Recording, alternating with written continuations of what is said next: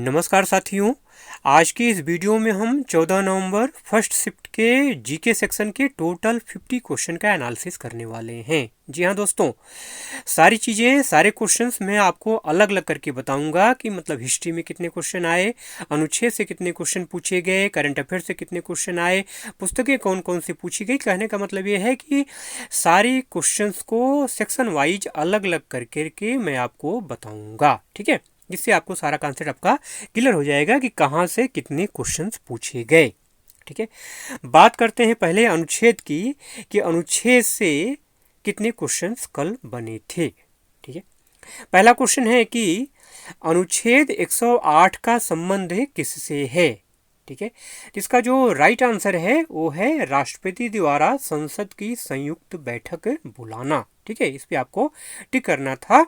ठीक है, देखिए संसद का जो संयुक्त अधिवेशन होता है इसके बुलाने का जो प्राविधान है वो अनुच्छेद 108 में है। इस प्राविधान के तहत लोकसभा से पारित किसी सामान्य विधेयक को राज्यसभा की मंजूरी न मिलने की स्थिति में संयुक्त बैठक के जरिए उसे पारित किया जा सकता है। ठीक है, अगला क्वेश्चन अनुच्छेद से पूछा गया कि अनुच्छेद 18 का संबंध किससे है। तो अनुच्छेद 18 का संबंध है उपाधियों का अंत। ठीक है, इसके अनुसार क्या है, इसका यह राज्य को किसी को भी, चाहे वह नागरिक हो या गैर नागरिक हो, उपाधियां प्रदान करने से रोकता है। लेकिन जो सैन्य और शैक्षणिक संस्थान है, ठीक है, उनको इससे छूट दी गई है। ठीक है, मतलब कोई विश्वविद्यालय जो है किसी भी योग्य व्यक्ति को उपाधि दे सकता है, सम्मान दे सकता है। ठीक है, अगला क्वेश्चन पूछा गया कि 86वां संविधान संशोधन किससे संबंधित है। तो संविधान का जो 86वां संविधान संशोधन है वो शिक्षा के अधिकार से संबंधित है। शिक्षा के अधिकार को प्रभावी बनाया गया, मतलब जो गवर्नमेंट स्कूल हैं उनमें निःशुल्क शिक्षा को प्रभावी किया गया अनुच्छेद 86 के द्वारा, संविधान संशोधन के द्वारा। अगला क्वेश्चन पूछा गया कि देश में लगाए जाने वाले आपातकाल का संबंध किस अनुच्छेद से है। तो अनुच्छेद 352 इसका राइट आंसर है। 352 पे आपको टिक करना था। अगला क्वेश्चन है कि महिला आरक्षण बिल किस संविधान संशोधन द्वारा पास किया गया। तो इसका जो राइट आंसर है वह है 128वां संवैधानिक संशोधन। ठीक है, इसको हम नारी शक्ति बंधन अधिनियम के नाम से भी जानते हैं। ठीक है, क्या है इसका प्रावधान, महिलाओं के लिए 1/3 सीटें आरक्षित करता है ये संशोधन। ठीक है, अगला क्वेश्चन पूछा गया। अब यहाँ से हम पुस्तकों देख लेते हैं, कौन कौन सी पुस्तकें आपसे पूछी गई। रहला पुस्तक किस भाषा में है। ठीक है, तो इसका राइट आंसर है अरबी भाषा में है। रहला पुस्तक रचना किसने की है, इब्न बतूता ने। इसको ध्यान में रखना है, पूछा जा सकता है। अगला बुक पूछा गया आपसे कि प्लेइंग टू विन पुस्तक के लेखक का नाम क्या है। तो इसका राइट आंसर है साइना नेहवाल। ठीक है, अगली पुस्तक आपसे पूछी गई कि एलाइस इन वंडरलैंड के लेखक का नाम क्या है। तो लुइस कैरोल। यह एक काल्पनिक उपन्यास है जो 1865 में आया था। तो लुइस कैरोल इसका राइट आंसर है, एलाइस इन वंडरलैंड। अगला क्वेश्चन साइंस से है। साइंस के प्रश्नों को देख लेते हैं। साइंस से किस प्रकार के क्वेश्चन आए। पूछा गया था आपसे कि सेल शब्द किस वैज्ञानिक ने दिया। ठीक है, तो रॉबर्ट हुक। ठीक है, रॉबर्ट हुक ने जो है कोशिका को सबसे प्रथम सेल कह के संबोधित किया। अगला क्वेश्चन साइंस से पूछा गया कि शैवालों के अध्ययन को क्या कहते हैं। शैवालों के अध्ययन को फाइकोलॉजी कहा जाता है या एल्गोलॉजी भी कहा जाता है, या हिंदी में इसको शैवाल विज्ञान भी कहा जाता है।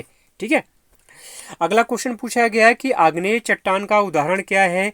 आग्नेय चट्टान का उदाहरण है बेसाल्ट। आपके ऑप्शन में दिया हुआ था, वैसे बेसाल्ट है, ग्रेनाइट है, ड्यूनाइट है, सब क्या है, आग्नेय चट्टान के उदाहरण हैं।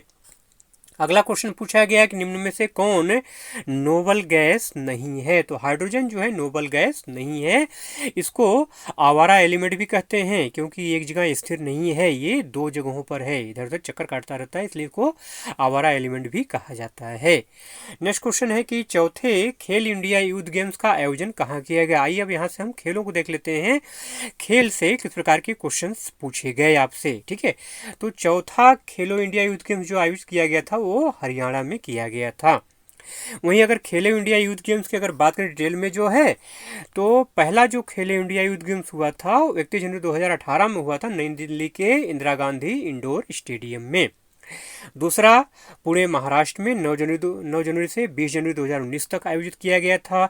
और तीसरा, खेलो इंडिया यूथ गेम्स 18 जनवरी से 30 जनवरी 2020 तक गुवाहाटी में आयोजित किया गया था। और पांचवा जो खेलो इंडिया यूथ गेम्स है, इसका आयोजन 30 जनवरी से 11 फरवरी तक मध्य प्रदेश में किया गया था। ठीक है, क्वेश्चन रिपीट हो सकता है, इसलिए पूरा डिटेल मैंने आपको दे दिया है। अगला खेल से संबंधित क्वेश्चन था कि प्यादा शब्द किस खेल से संबंधित है। तो प्यादा शब्द शतरंज से संबंधित है। अगला क्वेश्चन पूछा गया कि टोक्यो ओलंपिक 2020 में भारत की तरफ से पहला पदक किसने जीता। तो मीराबाई चानू इसका राइट आंसर है। 49 किलोग्राम भार वर्ग में रजत पदक मीराबाई चानू ने जीता था। वहीं नीरज चोपड़ा की अगर बात करें तो उन्होंने स्वर्ण पदक प्राप्त किया था। अगला प्रश्न है कि भारत की 23वीं महिला ग्रैंड मास्टर कौन बनी है। प्रियंका नुटक्की, ये आपको टिक करना था। अगला क्वेश्चन, महिला बॉक्सिंग चैंपियनशिप 2023 का आयोजन कहाँ किया गया। तो इसका राइट आंसर है नई दिल्ली। ठीक है, IBA महिला विश्व मुक्केबाजी चैंपियनशिप का ये 13वां संस्करण था, जो 15 से 26 मार्च 2023 तक नई दिल्ली भारत में आयोजित किया गया। मतलब भारत इसका मेजबान था। अगला क्वेश्चन खेल से पूछा गया कि फीफा अंडर 17 महिला विश्व कप 2022 का आयोजन कहाँ किया गया था। तो 3 जगह, भुवनेश्वर, गोवा और नवी मुंबई। ठीक है, थोड़ा डिटेल में अगर बात कर लें इसके बारे में, क्योंकि इंपॉर्टेंट क्वेश्चन है, रिपीट हो सकता है ये। ठीक है, देखिए फीफा अंडर 17 महिला विश्व कप 2022 जो है 11 से 30 अक्टूबर 2022 के मध्य भारत में आयोजित हुआ। इसका खिताब स्पेन ने कोलंबिया को पराजित करके जीता। फीफा अंडर 17 महिला विश्व कप 2022 का आधिकारिक शुभांकर क्या था। ईवा था। फीफा प्लेयर पे अवार्ड जर्मनी को प्रदान किया गया। तो सारे फैक्ट है, इंपॉर्टेंट हैं। अगला क्वेश्चन है कि सिद्धि धमाल नृत्य का संबंध किस राज्य से है। निश्चित तौर पे मेरे भाई कंफ्यूज हो गए होंगे, बहुत सारे मेरे भाई तो इसको हरियाणा पे टिकला के चले आए होंगे, क्योंकि धमाल हरियाणा का नृत्य है, लेकिन यहाँ आपसे पूछा गया था सिद्धि धमाल। तो सिद्धि धमाल जो है ये गुजरात का लोक नृत्य है, गुजरात का नृत्य है। ठीक है, धमाल कहाँ का है, ये हरियाणा का है। अनंत आर कृष्ण का संबंध किस वाद्य यंत्र से है। तो इसका जो राइट आंसर है वो है मृदंगम, मृदंग। ठीक है, नेक्स्ट क्वेश्चन, हिंदू कैलेंडर के अनुसार शिवरात्रि किस महीने मनाया जाता है। तो फाल्गुन या कभी कभी माघ महीने में मनाया जाता है। ठीक है, हार्नबिल महोत्सव कहाँ मनाया जाता है। तो हार्नबिल महोत्सव नागालैंड में मनाया जाता है। अगला क्वेश्चन पूछा गया कि भरतनाट्यम का संबंध किस राज्य से है। भरतनाट्यम का संबंध है तमिलनाडु से है। ठीक है, अगला क्वेश्चन, निम्नलिखित में से कौन सा महोत्सव उत्तर प्रदेश से संबंधित है। तो ऑप्शन में आपको ताज महोत्सव दिया हुआ था, इसलिए ताज महोत्सव इसका राइट आंसर है। कहाँ मनाया जाता है, ये आगरा में मनाया जाता है। ठीक है, अगला क्वेश्चन, किशन महाराज का संबंध किस वाद्य यंत्र से है। तो इनका संबंध है तबला से है। ठीक है, अगला क्वेश्चन भी उत्तर प्रदेश से है कि उत्तर प्रदेश में जीवन का आधार किस फसल को माना जाता है। तो गेहूं की पैदावार उत्तर प्रदेश में ज़्यादा होती है। अगला क्वेश्चन है कि प्रथम पंचवर्षीय योजना कब से कब तक चली। तो 1951 से लेकर के 1956 तक इसका राइट आंसर है। ठीक है, वहीं अगर बात करें तो इसके मॉडल की, तो ये हैरो डोमर मॉडल पर आधारित थी। ठीक है, ये प्राथमिक क्षेत्र के विकास पर केंद्रित थी। ठीक है, तीनों फैक्ट इंपॉर्टेंट है, पूछा जा सकता है। अगला क्वेश्चन, 1991 में आर्थिक नीति में क्या बदलाव किया गया। तो उदारीकरण, निजीकरण और वैश्वीकरण, ये इसका राइट आंसर है। अगला क्वेश्चन, गरीब कल्याण योजना के तहत कितनी राशि मिलती है। तो 500 रुपये, इस पर आपको टिक करना था। नेक्स्ट क्वेश्चन पूछा गया कि नमामि गंगे कार्यक्रम किस वर्ष शुरू किया गया। तो 2014 में शुरू किया गया। ठीक है, देखिए नमामि गंगे कार्यक्रम एक एकीकृत संरक्षण मिशन है, जिसे प्रमुख कार्यक्रम के रूप में अनुमोदित किया गया है। इसे जून 2014 में केंद्र सरकार द्वारा अनुमोदित किया गया था। ठीक है, अगला क्वेश्चन पूछा गया कि मुद्रा योजना का संबंध किससे है। तो मुद्रा योजना का संबंध है उद्योगों से है। नेक्स्ट क्वेश्चन, रौलेट एक्ट कब पास किया गया। तो रौलेट एक्ट जो है 8 मार्च 1919 को पास किया गया था। ठीक है, क्या था ये एक्ट। ब्रिटिश सरकार द्वारा भारत के क्रांतिकारियों को कुचलने के लिए सर किडनी रौलेट की कमेटी नियुक्त की गई थी। ठीक है, तो 8 मार्च 1919 आपको टिक करना था। अगला क्वेश्चन पूछा गया है कि नोकरेक नेशनल पार्क कहाँ स्थित है। नोकरेक नेशनल पार्क जो है ये मेघालय में स्थित है। अगला प्रश्न है, काठल की गंगा किसे कहते हैं? तो माही नदी को काठल की गंगा कहते हैं। माही नदी को आदिवासियों की गंगा, काठल की गंगा, बांगड़ की गंगा, दक्षिण राजस्थान की स्वर्ण रेखा कहा जाता है। एक चीज और जान लीजिए, माही नदी कर्क रेखा को 2 बार पार करती है। ठीक है। अगला क्वेश्चन करंट अफेयर से संबंधित क्वेश्चन है कि लोकमान्य तिलक अवार्ड 2023 किसे प्रदान किया गया? तो प्रधानमंत्री श्री नरेंद्र मोदी को। ठीक है। प्रधानमंत्री नरेंद्र मोदी ये पुरस्कार पाने वाले 41वें व्यक्ति बने हैं। ठीक है। वैश्वीकरण के समय भारत के प्रधानमंत्री कौन थे? तो पीवी नरसिम्हा राव। ठीक है। अगला क्वेश्चन, भारतीय राष्ट्रीय कांग्रेस की प्रथम महिला अध्यक्ष कौन थी? तो एनी बेसेंट इसका राइट आंसर है। ठीक है। अगला क्वेश्चन, निम्नलिखित में से किस केंद्र शासित प्रदेश की साक्षरता दर सबसे अधिक है? तो सबसे अधिक साक्षरता दर है लक्षद्वीप राज्यों में केरल की। ठीक है। रविन्द्रनाथ टैगोर ने अपनी उपाधि कब त्याग दी थी? 1919 इसका राइट आंसर है। क्यों? 13 अप्रैल 1919 को जलियांवाला बाग हत्याकांड हुआ था। इससे दुखित होकर के उन्होंने अपनी नाइटहुड की उपाधि को त्याग दिया था। ठीक है। रविन्द्रनाथ टैगोर जो है पहले भारतीय और पहले एशियाई नोबेल पुरस्कार विजेता हैं। ठीक है।